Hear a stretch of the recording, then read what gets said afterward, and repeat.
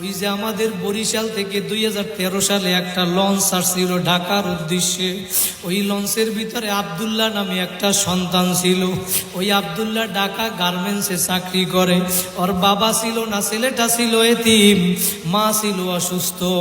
আব্দুল্লাহ বরিশাল থেকে লঞ্চে উঠে ওর মাকে ফোন দিছে, মা তুমি টেনশন করবা না, ওষুধ খাইয়া তাড়াতাড়ি ঘুমাইয়া পড়বা, আমি ঢাকায় পৌঁছাইয়া তোমাকে সকালবেলা ফোন দিব। সন্তান যখন বাহিরে যায়, তুমি যতই বলো না কেন মায়ের মন মানে না। কারণ দুনিয়ার ভিতরে তোমার যদি একজন ভালোবাসে স্বার্থ ছাড়া, সে হইল তোমার আমার মা। কথা বলেন ঠিক কিনা? কার মা নাই চোখের পানি ফালাও। ওই মা আব্দুল্লাহর লঞ্চ যখন পদ্মা নদীর ভিতরে আসলো, পদ্মা নদীর ভিতরে ঝড় তুফান শুরু হইয়া গেল। বাইরা মিথ্যা না সত্য ঘটনা পত্রিকার পর্যন্ত দিয়েছে। ওই লঞ্চের ভিতরে তুফান শুরু হওয়ার পর মায়ের মনটা কেমন জানি ছটফট করে। সন্তান মারে ফোন দিয়া বলে, মা আমি তুফানে পড়ছি সেইটা বলে না, বলে আমি ঢাকায় গিয়া তোমারে ফোন দিব, তুমি ওষুধ খাইয়া তাড়াতাড়ি ঘুমাইয়া পড়ো। রাত্রবেলা মা ওষুধ খাইয়া খাবার খাইয়া যখন বিছানায় শুইতে যাবে, মা রিমোটটা নিয়ে টিভি ছাড়ছে খবর দেখার জন্য। যখন টিভিটা ছাড়লো, খবরের নিচে ব্রেকিং নিউজে লেখা উঠছে, ওই লঞ্চ যেই লঞ্চ বরিশাল থেকে সাইরা গেছিল, পিনাক 6 লঞ্চ, ওই লঞ্চটা পদ্মা নদীর ভিতরে ডুইবা গেছে। মা একটা চিৎকার দিয়া বলে, আব্দুল্লাহ ওই লঞ্চের ভিতরে তো আমার সন্তান আব্দুল্লাহ আছে, ছেলে যদি বিপদে পড়ে আগে জানে কে? মা এখন চিৎকার দিয়া বলে, আব্দুল্লাহর মোবাইলে এখন ফোন দেয়, ফোন রিসিভ হয় না। ফোন বাজে কিন্তু ফোন রিসিভ হয় না, 1 বার 2 বার 3 বার। মায়ের মন মানে না, সন্তান আব্দুল্লাহর ফোন আর রিসিভ হয় না। 1 দিন 2 দিন হইয়া গেল। পরের 2 দিন পরে ওই পদ্মা নদীর ভিতর থেকে লঞ্চ উঠানো হইল। লাশের পরে লাশের মিছিল শুরু হইয়া গেল। পদ্মা নদীর পাশে লাশ আর লাশ। 1 দিন 2 দিন আব্দুল্লাহর মা, আব্দুল্লাহর জবান থেকে মা ডাক শুনে না। আব্দুল্লাহর মা সহ্য করতে না পাইরা 3 দিনের দিন আব্দুল্লাহর মা পদ্মা নদীর কাছে চইলা গেল। পদ্মা নদীর কাছে লাশ উল্টাইয়া এবার আব্দুল্লাহর খোঁজে। পদ্মা নদীরে ডাক দিয়া বলে, পদ্মা নদীরে তুই আমার আব্দুল্লাহরে কোথায় হারাইছো? আব্দুল্লাহর লাশটা পর্যন্ত খুঁজিয়া পায় না।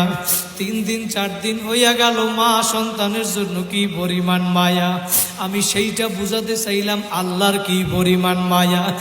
1 সপ্তাহ পরে আব্দুল্লাহর মায়ের মোবাইলের ভিতরে একটা ফোন আসছে।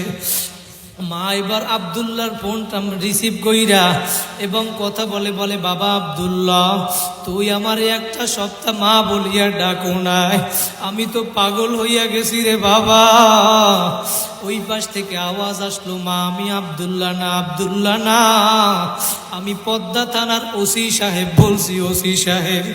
মা আমি আপনার সন্তান আব্দুল্লাহর লাশটা পাইছি, ওর প্যান্টের পকেটের ভিতরে মোবাইল পাইছি, মোবাইলের সিমটা খুইলা আমার মোবাইলে ঢুকাইলাম, ডায়ালে একটা নাম্বার পাইছি মা লেখা। মা এই মা নামে আপনারে আমি ফোন করলাম, মা পদ্মা থানা থেকে আব্দুল্লাহর লাশটা আইসা নিয়ে যাইয়েন।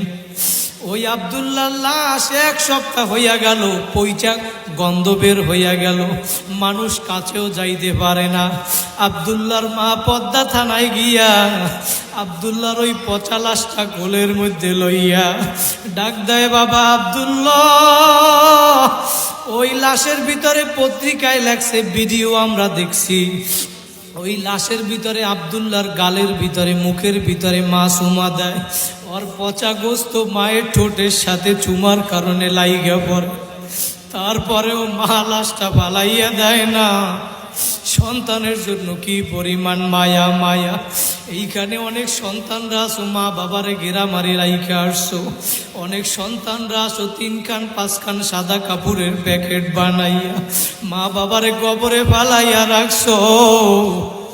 মা বাবা কেমন জানি ডাক দিয়া বলে, সন্তান তুই আজকে যেই 5তলা 10তলা ভবনের ভিতরে থাকতেছ, ওই ঘর তো তোর বাবা বানাইছিল।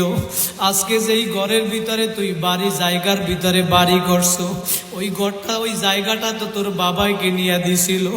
আজকে তুই ওই মাহফিলে বইসা জামিয়া তালিমুন্নেসা মাদ্রাসার ময়দানে বইসা তোর মা বাবার একটু মনে কর, দোয়া কর, তোর 2 ফোঁটা চোখের পানি ফালা। সন্তান, মা তোমার আমার কেমন মা ছিল, দুনিয়ার ভিতরে যখন মা ছিল তখন বোঝো নাই, বোঝো নাই। স্কুলে পড়ছো, কলেজে পড়ছো, আইসা 7টা ময়লা হইয়া গেছে, জামাটা মায়ের কাছে দিয়া চইলা গেছো, মা জামাটা ধুইয়া সুন্দর করিয়া গুছাইয়া রাখছে। মা যে কি জিনিস বুঝো না, আজকে তোমার আমার জামার কেউ ধুইয়া দেয় না, বিনা টাকায় কেউ ধুইয়া দেয় না। স্ত্রীকে কিছুদিন খাবার দিবা না, কাপড় দিবা না, তোমার সাথে আর থাকবে না। বুঝা গেল তোমার আমার মা ছিল একজন বিনা বেতনের দাসী। কথা বলেন ঠিক কিনা? আজকে যার মা বাবা দুনিয়ায় নাই, মা বাবার কথা স্মরণ কইরা 2 ফোঁটা চোখের পানি ফালাও আর দোয়া করো। আজকে তুমি সন্তান কোন দুনিয়ার পাগল হইছো, আজকে এমন গাঞ্জাখোর হইছো তুমি, মা বাবার কবরের পাশে গিয়া একটু দোয়া করবা, রব্বির হামহুমা কামা রাব্বায়ানি সগীরা। তোমার 40-50টা বছর হইয়া গেল, এই দোয়াটা পর্যন্ত তুমি পড়তে পারো না, কপাল ভরা নেমো খারাপ। তুমি লেখা রাখো, তোমার কপাল বুইরা গেছে, বুইরা গেছে। মা বাবার কবরের পাশে যাইয়া চোখের পানি ফালাও আর বলো, রব্বির হামহুমা কামা রাব্বায়ানি সগীরা।